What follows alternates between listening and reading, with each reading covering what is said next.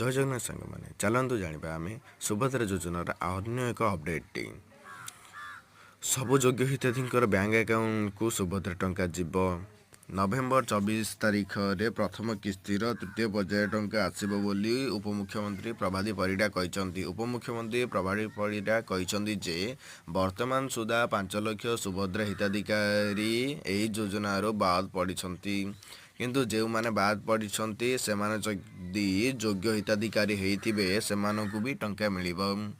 जदि आपण माने एपर्यंत भी निज बैंक अकाउंट सहित आधार लिंक बा EKYC सहित डीबीडी लिंक करनाहांती ताहले तुरंत करनियंतु।